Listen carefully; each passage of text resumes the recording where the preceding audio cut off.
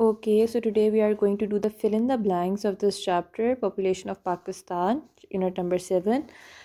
First blank is population means the total number of people living in a place.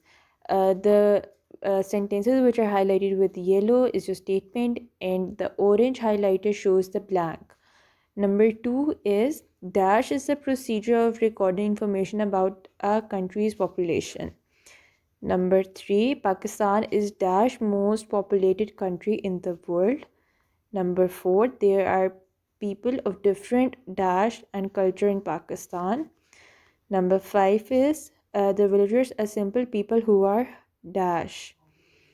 And the last one is nearly dash of the people in Pakistan are educated. 60%. That's it.